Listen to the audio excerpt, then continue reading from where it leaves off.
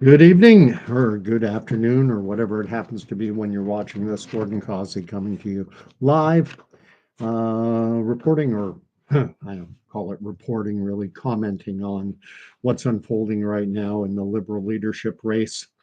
As always, I'm with Candy, my dog, the Wonder Pup, the Wonder Dog, who gets a treat at the start of every video that I do, pretty much 99.9% of them. So shake a paw, lay down, sweet. That's her little game. She gets it. I have my an old army cod, an old surplus army cod here. Canadian flag, American flag, somewhat emblematic. I was in the Canadian Armed Forces. I left in June of 2021. So that's an old army cod. Canadian flag. Danny has shown up. Afternoon, my friend, mon ami de Montréal. This is probably going to attract mostly Canadian viewership. If what little what viewership I get will probably be Canadian. For what it's worth, je parle français, Danny aussi. Danny habite dans la ville de Montréal. Moi, je suis un Ontarien. J'habite dans le sud-est d'Ontario. Là. Uh, I'm going to stick in English. My French isn't that great. I haven't lived in Quebec since 2015. Or, yeah, 2015. And right now, we're waiting. We're waiting to find out what we already know is the result. The result is that Mark Carney is going to be announced as the winner of the Liberal leadership race. And that's a fait accompli. There's some French for you. It's a done deal. It's going to be Mark Carney. And what is happening right now is that the Liberal Party of Canada is getting free advertising, basically, at the taxpayer expense because CBC News, everyone knows, is they get $1 billion+ every year from Canadian taxpayers to propagandize the population. And uh, right now, the results, the voting has been done online. It's online voting. So everything is, I'm convinced, this is my opinion, they know the result already, but they're holding off on announcing the result and they're milking it so that it creates a buzz. This is 2 hours of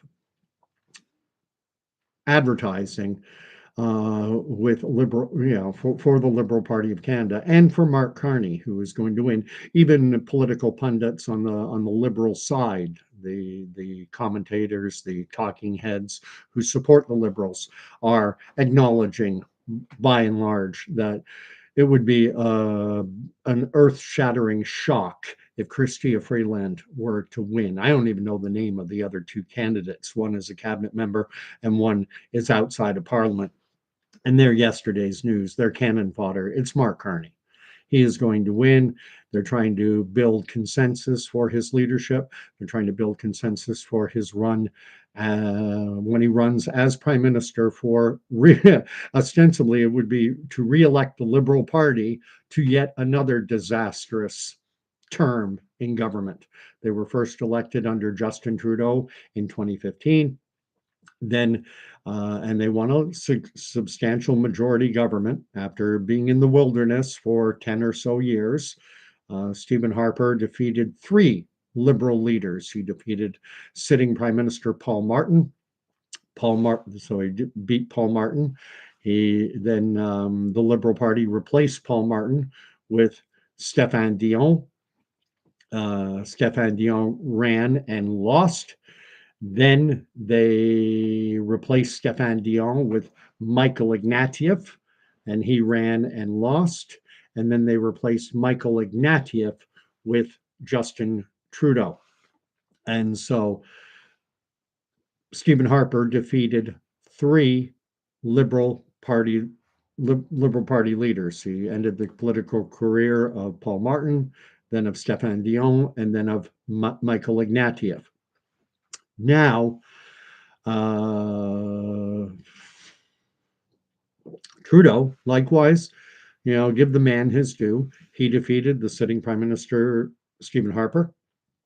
Stephen Harper was then replaced by Andrew Scheer. He defeated Andrew Scheer. Andrew Scheer was replaced by Aaron O'Toole. And now The leader of the Conservative Party is Pierre Poilievre.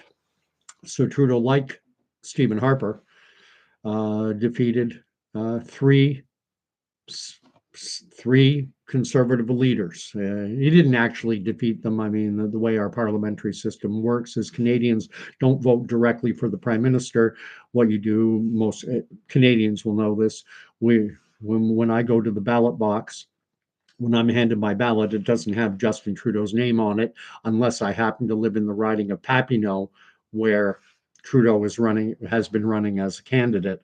I get the name of the local Liberal candidate, the local Conservative candidate, Green, NDP, PPC, and usually often a few other names thrown in. Might be an independent candidate, might be a Communist Party of Canada candidate, might be the Christian Heritage Party. There are a number of political parties, but once you get past the Greens and PPC, after you get past that, they're all extremely fringe, very small, pretty much no chance of ever winning.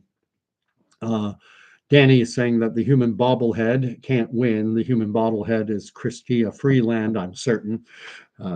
Twitchy is another name I've heard given to her because she seems to, it's like she has Tourette's syndrome or something, which I don't mean to, let's be politically correct. I don't mean to, anyone suffering from Tourette's, it's a, I'm not sure exactly if it's a neurological condition or what it is or psychological condition, but, you know, whatever. Leave that aside. I'm not huge. I'm not big on political correctness. I am big on being kind. I don't want to intentionally disparage anyone. And let's face it, we all have struggles in this life. Um, I wanted to talk a little bit about the way that political conventions, the way that leaders used to be chosen in bygone eras. The Liberal Party, back it would have been in and around 1984, they had a Liberal leadership race. I don't know where they conducted it, but back then it was done on paper ballots. In and around 1984, Pierre Elliott Trudeau had vacated the Liberal Party leadership, and they were in a large hockey style arena, large sporting venue. And that's the convention. And what happens then is all the Liberal Party members from across the country descended on this event, this hockey arena, wherever it was held, and they would actually go and vote physically on ballots. And then the ballot boxes, after the voting had ended, the ballot boxes would be opened. There would be thousands of votes being cast, and they would count the ballots. Doesn't take that long, an hour or so, and then they would announce the results of the first round of voting. And if there wasn't an individual candidate with 50% or more of the ballots cast, then whoever was the lowest would be dropped from the ballot, and they would have a second round of voting. So people could change their mind, and they would try to create buzz within the arena, within the venue. And at times, you would have someone who was running third, and they would drop out. Maybe they were allowed to stay on the ballot, but they would decide to drop out, and they would physically walk over to the candidate who they were endorsing. In that 1984 race, the primary contenders were John Turner and Jean Chrétien. And I seem to recall that there was a lesser candidate, maybe Lloyd Axworthy or someone, I forget who, it's a bygone era, who walked over to the John Turner camp. And it creates buzz, and it makes for dramatic television and everything. Now, with online voting, with everyone voting electronically and using a ranked ballot, who's your first, second, third choice,